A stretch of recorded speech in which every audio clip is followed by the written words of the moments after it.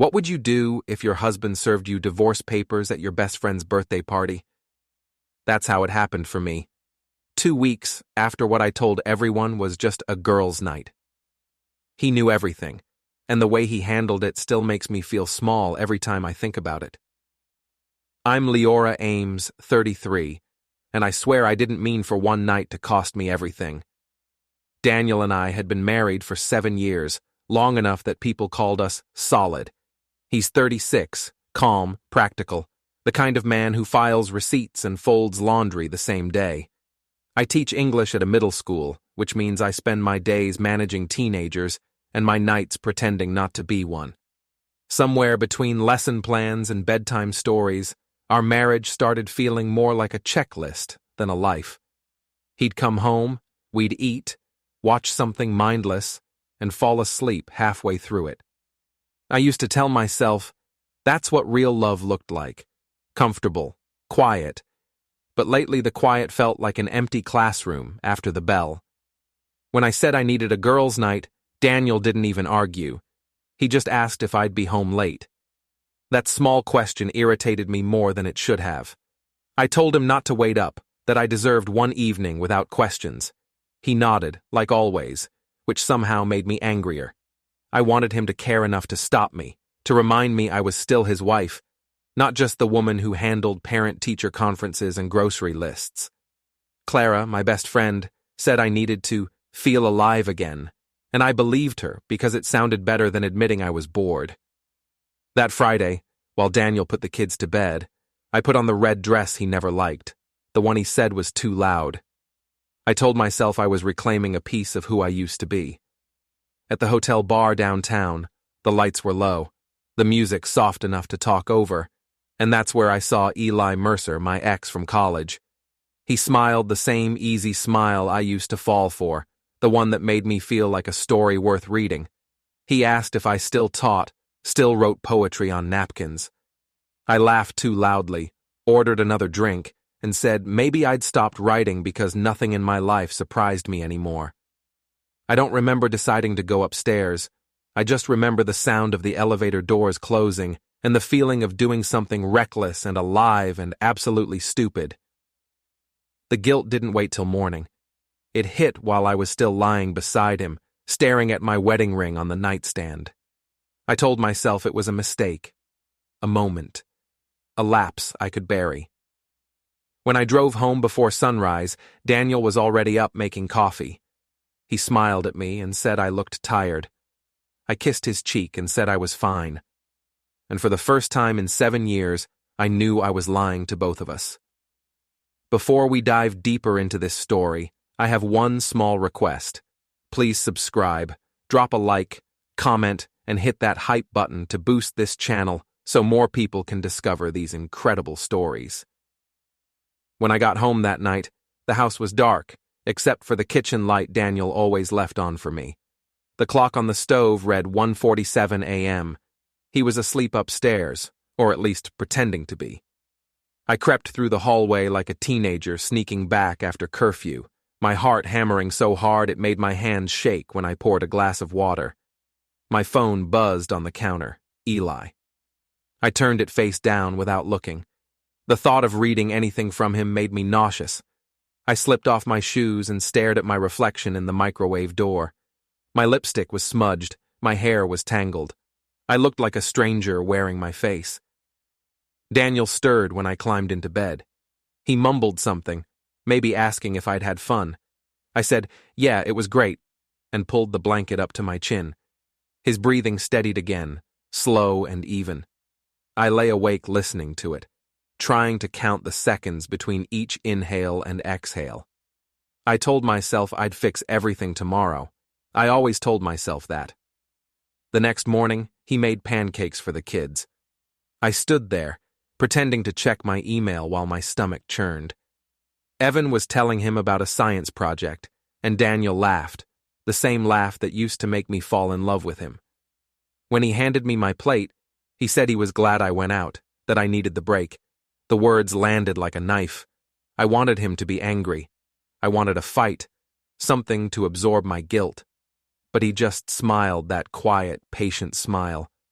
I smiled back, hating myself for the relief. Later, while folding laundry, he asked if Clara got home okay. I froze for half a second too long. Then I said yes, she'd called after her Uber dropped her off. He nodded and went back to pairing socks. That was it. No suspicion, no lecture, just trust. I should have confessed right there, but instead, I clung to that trust like a shield and decided if he didn't know, it wasn't real. Clara texted me mid-morning. "You okay? He buy the story?" I told her yes, and she replied with a string of laughing emojis followed by, "Told you it'd be fine. He's too good for this world." I laughed too, but my fingers shook as I typed. I deleted the thread afterward just in case. At school, my students' voices blurred together. I kept hearing Eli's laugh, the way he said my name like it meant something. I told myself it was harmless nostalgia, but my skin prickled every time my phone vibrated in my pocket. During lunch, I finally checked. Another message from him. "Still thinking about you." I put my phone face down on the desk, my pulse racing. That evening, Daniel asked if I wanted to watch something together after the kids went to bed. I told him I was too tired. He looked at me a moment longer than usual, then said, "Maybe we could plan a date night soon."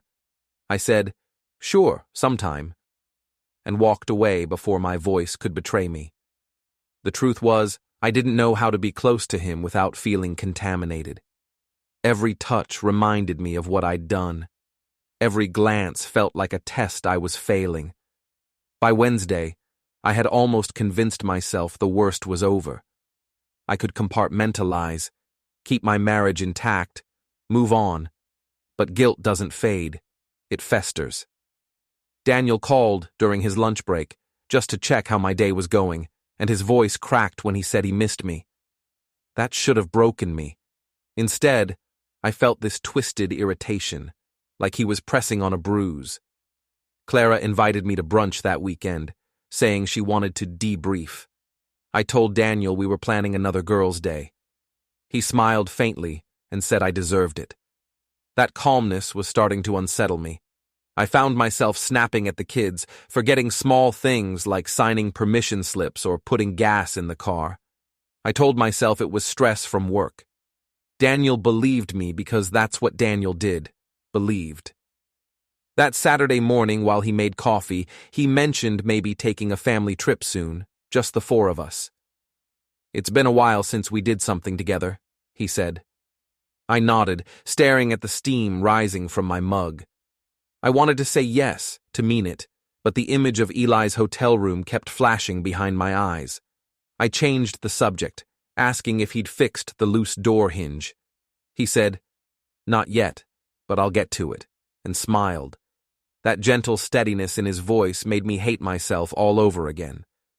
Later, when I left for brunch, he kissed my cheek and said, "Have fun, Lee." He always called me that, short and soft. I muttered something back and drove off before he could see the tears forming. At the cafe, Clara ordered mimosas and told me to stop looking so miserable. She said, "You're overthinking this. Everyone slips up sometimes. You're human." I wanted to believe her. I wanted to be human again, not this hollow thing pretending to be a wife. But as I sipped my drink, I noticed a man at another table reading a newspaper. He looked a bit like Daniel. Same calm posture, same quiet focus. My throat tightened. I imagined him finding out, imagined that look of disbelief turning to silence. I shook it off and forced a smile at Clara. "I'm fine," I said. "Everything's fine." But it wasn't. Even then I could feel something shifting, like the floor under me wasn't solid anymore. I just didn't know yet that Daniel had already started to notice too. Monday morning felt wrong from the start. Daniel left for work earlier than usual, and didn't kiss me goodbye. The house was quiet except for the kids arguing about cereal. I moved through it like a ghost, pretending to be a normal mother who hadn't done something unforgivable. When I dropped them off at school, Daniel texted, "Don't forget your dentist appointment today." I stared at it, wondering how someone could still be so considerate without knowing he'd been betrayed. I almost typed thank you, but it felt like lying in broad daylight. At school, I tried to lose myself in routine. Roll call, grammar drills, essays about summer vacations. None of it stuck. Every face blurred together. During lunch break, I saw Eli's name light up on my phone again. I'd ignored his messages all weekend, but this time, curiosity won. You've been quiet. Regretting it? I typed back before thinking, just busy. He replied almost instantly. So not regretting it then? My pulse jumped. I didn't answer. I deleted the thread, locked my phone, and spent the rest of the day pretending to care about misplaced commas. When I got home, Daniel was already there, sitting at the kitchen table with his laptop open. He looked up and smiled like nothing was wrong. How was work? He asked. I said fine, same as always. He nodded, then asked why my phone had been off all afternoon. The question came out casual, almost lazy, but I froze anyway. I told him the battery died. He didn't press, just said, you should keep a charger at work, and went back to typing. I watched him for a long moment, his calm posture, the neat stack of papers beside him. It was like staring at a life I didn't deserve anymore. I wanted him to yell, to demand answers, to give me something that matched the chaos in my head. But Daniel never yelled. That was both his kindness and his cruelty. After dinner, he mentioned that his mom had called, said she might stop by later in the week. My stomach twisted. Marjorie had that sharp sixth sense only mothers have. She could read guilt like it was printed across my forehead. I told him I'd be working late most evenings this week, hoping she wouldn't catch me at home. Daniel didn't question it. He just said, okay, I'll make sure the kids are ready for bed. That word, okay, felt like a trap every time he used it. That night, when I went upstairs, I found his laptop still open on the table. I told myself not to look, but of course I did. It was an email draft addressed to his friend Mark, who worked in finance. The subject line said, "Need advice on some personal paperwork." My chest went tight. I closed it quickly and pretended I hadn't seen anything. Maybe it was nothing. Maybe he was just updating insurance forms or taxes. But some instinct whispered that it wasn't. The next day, at school, I couldn't concentrate. I kept picturing Daniel's expression when I lied about my phone. Was there something in his eyes I'd missed? Did he already know? I told myself I was being paranoid, but the unease stuck. When Clara texted that afternoon asking if I wanted to grab coffee, I said yes just to distract myself. At the cafe, she leaned across the table and said, "You're overthinking. He'd never find out unless you tell him. Men like Daniel see what they want to see." I nodded, but her words didn't comfort me. The more she said I was safe, the more I felt exposed. That evening, when I came home, Daniel was on the phone in the living room. His tone was low, professional, almost detached. When he saw me, he ended the call immediately. "Work stuff," he said. I tried to smile, asked if he wanted to watch a movie. He said he was tired and went upstairs. I sat alone on the couch, scrolling through old photos of us. Birthdays, vacations, the kids in matching pajamas. We looked like strangers pretending to be happy. My throat burned. I wanted to text him something real, something that could rewind time, but there were no words that didn't sound false. Instead, I messaged Clara. "I think he's different lately." She replied, "Then you need to act normal. Don't give him a reason to look deeper." So I tried. The next morning, I made his favorite coffee blend, hoping it would mean something. He thanked me but didn't drink much of it. When I asked if everything was okay, he said he was just busy. His phone buzzed, and I caught a glimpse of a contact name, Keller and Associates. I didn't recognize it, but it didn't sound like work. Later that day, while he was at the office, I searched his desk drawers for any clue. All I found were folders, tax returns, and a small notebook with tidy handwriting listing dates and expenses. One line made me freeze. June 11th, Hotel Downtown, Room 407. The air left my lungs. That was the night, the exact night. I stood there shaking, staring at the words. Maybe it was coincidence. Maybe it wasn't about me. But deep down I knew. Daniel knew something, or was close to knowing. The notebook wasn't hidden, just sitting there in plain sight, like an invitation. When I heard his car pull into the driveway, I shoved everything back and went to the kitchen, pretending to chop vegetables for dinner. He walked in, kissed my cheek, and said the house smelled good. I asked how work was, forcing a smile. He said, productive. That word hung in the air too long. I told him the kids had homework, that I'd help them after we ate. All through dinner, he was calm, too calm. Every time our eyes met, I felt exposed. The guilt wasn't invisible anymore. It was sitting between us at the table, quiet, but undeniable. When the kids went upstairs, he looked at me for a long time and said, "You've been distracted lately." I tried to laugh it off, saying I was just tired. He nodded slowly, his face unreadable. "Just make sure you rest," he said. Then he went to his office and closed the door. I sat there staring at the empty plates, my hands trembling. For the first time, I wondered if maybe he wasn't avoiding confrontation. Maybe he was waiting, just waiting for me to dig my own grave. By the end of that week, Daniel's silence had turned into something heavy, like a fog that filled every room. He still did all the usual things, packed the kids' lunches, fixed the leaky faucet, left coffee for me in the mornings, but none of it felt the same. He was polite instead of warm, calm instead of kind. I kept telling myself he was just tired. That's what I said to anyone who asked, even to myself. But deep down, I knew this wasn't exhaustion. It was distance, and I was the reason for it. Clara insisted we go out on Saturday night for her birthday. "You need a break," she said. "And if he's being weird, that's on him, not you." I didn't want to go, but staying home around Daniel's quiet eyes felt worse. When I told him, he nodded, said he'd watch the kids, and reminded me to be careful driving. His calmness made me feel small, like a child who'd already disappointed someone. I dressed carefully anyway, a black dress, understated makeup, nothing that screamed guilt, but enough to look put together. Maybe if I looked normal, I'd start feeling normal. At the restaurant, Clara and a few others were already halfway through a bottle of wine. They greeted me with laughter and hugs.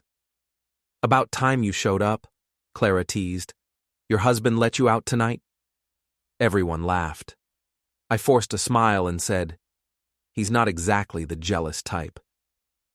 That line landed exactly how I wanted, light, teasing, self-assured. But as soon as I said it, guilt pricked at the back of my neck. The conversation turned to relationships. Who was fighting? Who was thriving? Who was pretending? Someone asked how Daniel and I were doing. I shrugged, careful not to sound too defensive. "He's fine, just the quiet kind. You know how some men are. He'd rather balance a budget than have a real conversation." They laughed, and Clara raised her glass. "To the quiet ones, they're easier to handle." I laughed too, even though my stomach twisted. It felt good to be seen as the funny one again, not the tense, nervous version of myself Daniel now lived with. Later, Clara pulled me aside near the bar. "You're overcompensating," she said. "You keep bringing him up like you're trying to prove something." I rolled my eyes. "I'm just talking." She gave me that look that said she didn't believe me but wasn't going to push. "Just remember who knows what, okay?" she whispered. "Don't slip." I promised I wouldn't. When I got home, the house was dark. Daniel had left a note on the counter. "Kids are asleep. There's food in the fridge. Hope you had fun." The politeness of it made my throat close. I stared at the handwriting, steady, neat, completely unbothered. I wanted him to yell, to slam a door, anything to show he still cared. Instead, I was being managed like a guest. The next morning over breakfast, he asked how the night went. I told him it was fine, that everyone had too much to drink. He nodded. Then, without looking up from his coffee, he said, "Clara posted a photo of you two. You looked happy." My stomach dropped. I hadn't even checked social media yet. "Yeah," I said carefully. "It was fun." He smiled faintly, but his eyes didn't move. "Good. You deserve to have fun." I couldn't tell if it was kindness or a warning. That afternoon, my parents came over for lunch. Daniel was polite as ever, helping my dad set the table and asking my mom about her garden. When I joked that he was turning into the perfect son-in-law, everyone laughed, except him. Later, while clearing plates, I overheard my mother say quietly to my father, "He seems off. I hope everything's all right between them." I pretended not to hear. After they left, Daniel sat beside me on the couch, scrolling through his phone. "You know," he said evenly, "people tell me things, even if I don't ask." I froze. "What kind of things?" I asked, forcing a laugh. He looked at me then, really looked, his expression unreadable. "The kind that make me wonder if honesty still means anything to you." My throat went dry. "Daniel, what are you talking about?" He shook his head. "Nothing. Forget it." Then he got up and walked to his office, closing the door softly behind him. That night I called Clara, panicked. "He's hinting at something," I whispered. "What if someone saw us?" She sighed. "No one saw anything. You're letting your guilt show. Pull yourself together before you make him suspicious for real." I said I'd try. But later, lying in bed beside Daniel's sleeping body, I couldn't shake the feeling that he already knew more than he was letting on. The next few days were unbearable. Every question he asked, what time I'd be home, who I was meeting, why my phone kept buzzing, felt loaded. I started over-explaining everything. "Just Clara again?" I'd say. "She's going through a breakup." Or, "We're planning a field trip for the kids." He'd just nod, offer a small smile, and go back to whatever he was doing. It was the quiet that scared me most. Then, one evening after dinner, he looked up from the bills and said, "Have you ever heard of spousal discovery laws?" My heart stopped. "What?" I tried to sound amused. "Are you researching law now?" He gave a short laugh. "Just something I came across. Interesting how transparent everything becomes when people think they're being careful." I forced a chuckle, said something about his accountant brain never resting, and changed the subject. But that night, long after he'd fallen asleep, I sat in the dark kitchen with my phone in my hand, staring at the word transparent. He wasn't hinting anymore. He was warning me, and I had no idea how much he already knew, or how much longer I could keep pretending he didn't. The next morning, Daniel was already gone when I woke up. He'd left a note on the counter. "Meeting ran late last night, heading in early today." It should have been ordinary, but I couldn't shake the feeling there was something calculated about the way he wrote it. His penmanship was steady, precise, no affection, no "love you," just logistics. I spent the whole morning checking my phone, half expecting a message from him asking if I had anything to tell him. Nothing came. At school, I barely made it through classes. The kids' voices blurred into noise. During lunch, Clara texted me, "You need to relax. He's probably just distracted with work." I typed back, "He's seeing someone. I can feel it." She replied with an eye roll emoji, "You're projecting. Men like Daniel don't move on that fast." But I wasn't sure anymore. His silence had turned into something deliberate, like a wall he'd built brick by brick while smiling politely across the dinner table. That afternoon, I stopped by his office, unannounced. I told myself it was just to surprise him, but really, I wanted proof. Proof that he was still the same Daniel who came home at 6 and kissed me on the forehead. The receptionist smiled and said he'd stepped out for a lunch meeting. "With Keller and Associates," she added cheerfully. The name made my stomach twist. I thanked her and left before she could see my face. That night, he came home exactly at 8, still in his tie. I asked if work was busy. He said, "It's been productive." That word again. I pressed further. "Who's Keller and Associates?" He smiled faintly. "Just some consultants, helping me organize things." I tried to laugh. "Organize what? Our taxes aren't due for months." He looked at me then, his expression calm, detached. "Just making sure everything's in order." Then he walked past me to tuck the kids into bed. After he went upstairs, I checked his briefcase.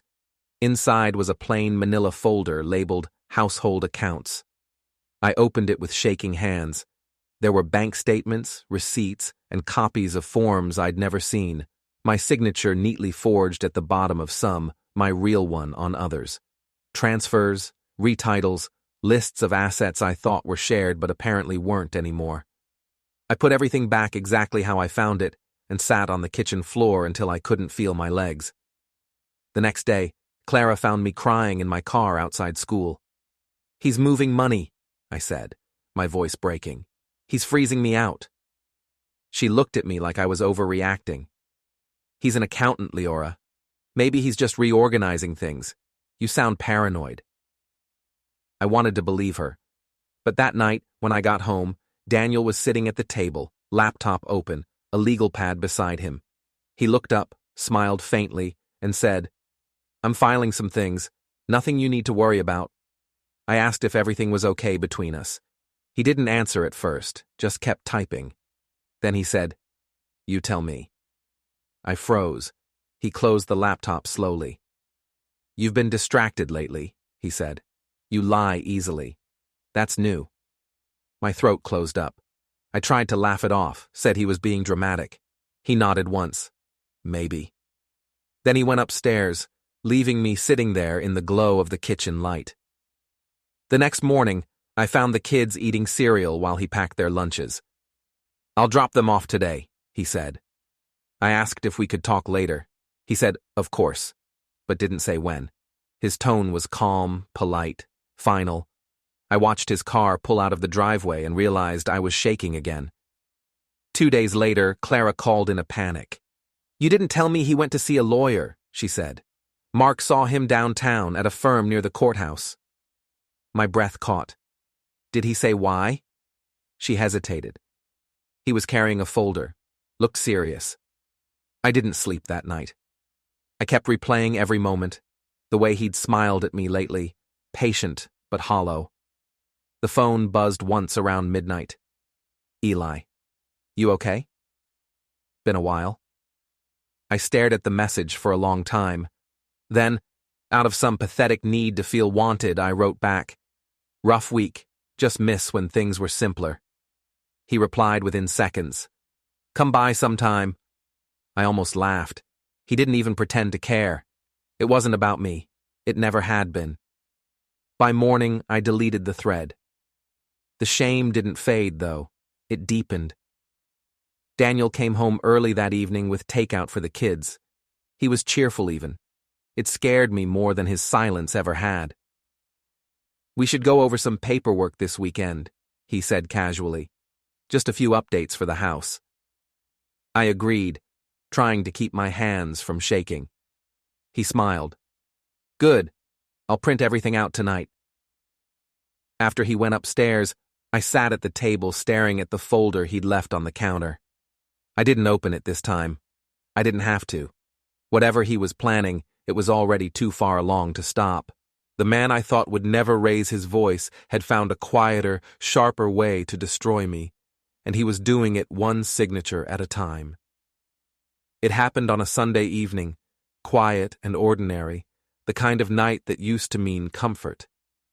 The kids were upstairs getting ready for bed. The dishwasher hummed, and I was pretending to read while my stomach felt like it was full of glass. Daniel came in from his office holding a stack of papers. His expression was calm, but his eyes were cold in a way I'd never seen before. "Can we talk?" he said. Not angry, not loud, just final. I nodded and put my book down. my hands shaking so badly I had to tuck them under my legs. He placed the stack on the table and sat across from me. "I'm not going to yell," he said. "I just need you to listen for once." My heart started pounding. He opened the folder and began sliding papers across to me. Hotel receipts, printed messages, screenshots. My own words staring back at me in black and white. "Still thinking about you. Wish last night didn't have to end." Every line felt like a blade. I tried to speak, but my voice came out small. Daniel, it wasn't what it looks like." He almost smiled, tired and sad. "I know exactly what it was. I've known for weeks." He leaned back, watching me the way someone watches a fire burn down to ash. "You didn't even try to hide it. I was waiting to see how long you'd keep lying." I started crying, reaching for his hand, but he pulled away. "Please," I said. "It was a mistake. I was lonely. I felt invisible." He nodded slowly. "You weren't invisible. You were bored. There's a difference." His voice didn't crack once. "I still love you," I said, hating how desperate it sounded. "I can fix this." He shook his head. "I don't think you even know what love means. You've been performing it, not feeling it." When I tried to defend myself, he cut me off with a small gesture. "Liora, stop. Every excuse just digs you deeper. You can't manipulate your way out of this one." His calmness terrified me more than anger ever could. Then he pulled out another envelope. "These are the papers," he said. "I've already filed for separation. My lawyer said to give you copies." My stomach dropped. You filed already?" He nodded. "And I've moved most of our assets into protected accounts. The house stays in my name. You'll get a fair portion, but nothing beyond that." I felt dizzy. "You can't do that without telling me," I said. He gave a short, humorless laugh. "Apparently I can." He stood up then, voice soft but sharp. "You've embarrassed me in front of my family, our friends.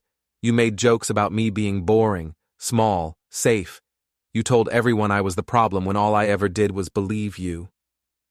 Tears blurred everything. "Please don't do this in front of the kids." He looked at me for a long moment, then said, "The kids deserve a mother who tells the truth. They'll get that now, one way or another." As if on cue, my phone buzzed on the table. A message from my mother. "We're worried about you two. Please don't make any rash choices." Daniel glanced at it, then back at me. "Don't worry," he said quietly. "I'm not the one making rash choices anymore." He gathered the papers, placed them neatly back in the folder, and walked toward the door.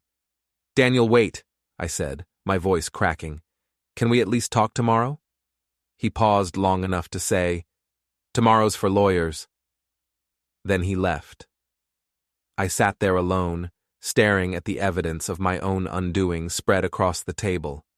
The guilt that used to whisper was now screaming. Upstairs, I heard the floor creak.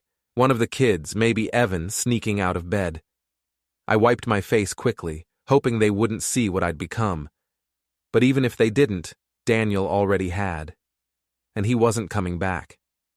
2 weeks later, everything that had been quiet turned loud. Calls from lawyers, messages from my parents, whispers from friends who suddenly spoke to me like I was contagious. Daniel didn't block me. He didn't have to. His silence did all the work. He communicated through official letters now, each one folded neatly, each line stripped of emotion. Words like custody arrangement and financial disclosure filled the spaces where affection used to live. The kids stayed mostly with him. He said it was for stability. I pretended not to notice that they were happier, calmer, less tense when I came to pick them up. Marjorie, his mother, wouldn't even look at me at the handoffs. She just opened the door, let the kids run out, and closed it without a word. My own parents tried to stay neutral, but even they were starting to sound more sympathetic toward him. My mother said on the phone, "Maybe give him time, Liora. He's always been a fair man." Fair.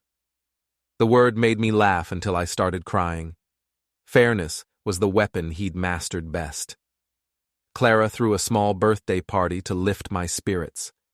I went because I couldn't stand sitting alone in that half-empty house another night. Everyone there already knew. They didn't say it directly, but I saw it in their smiles, the kind that come from pity, not affection. Someone asked if Daniel and I were working things out. I lied easily, said we were talking, said it was complicated.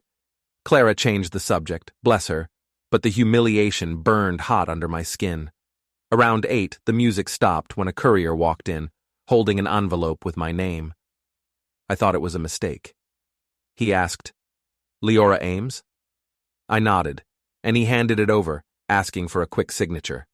The whole room was watching. I signed, pretending I knew what it was. When I tore it open, my hands trembled. It wasn't another letter from the lawyer. It was the finalized separation notice, stamped and filed. On top was Daniel's note, written in that same calm, tidy script. "You wanted space. I'm giving it to you. You wanted freedom. Here it is." The laughter and music faded into nothing. Clara put a hand on my arm, whispering that I didn't have to stay, but I couldn't move. My eyes skimmed the pages, full custody granted to Daniel until further review, division of assets complete, all finances legally transferred. It was all done. Every step I hadn't seen him take, every quiet evening when I thought he was just working late, he'd been preparing this. The man I'd called predictable had dismantled my life without ever raising his voice. I left the party in a daze, clutching the papers like they were evidence of some crime. Outside, the night air felt too cold, too sharp. My phone buzzed with messages, Clara asking if I got home safe, my mother begging me to call her, but I didn't answer. I drove past Daniel's house just once, stopping at the curb where the porch light glowed faintly. Through the window, I saw him sitting at the table with the kids, helping Evan with homework, while Mira colored beside him. He laughed at something Evan said. That laugh used to be mine. I wanted to knock on the door, to say something, anything, but what could I possibly say? I'd already told every lie, used every excuse, burned every bridge. So I drove away. When I got home, the house felt smaller than ever. The echoes of our life were still there. The mug he used, the dent in his pillow, the photo of us at the beach I hadn't taken down. I sat at the kitchen table and unfolded the note again. You wanted freedom. Here it is. It wasn't spite. It was closure, the kind that leaves no space for begging.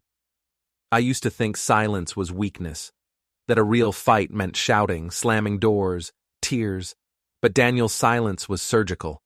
It removed me completely, and as I sat there under the yellow light, I realized this was his revenge. Not anger, not cruelty, just finality, the kind you can't argue with. Don't forget to hit like, subscribe, and turn on the bell so you don't miss the next story. Write in the comments from which city you are watching.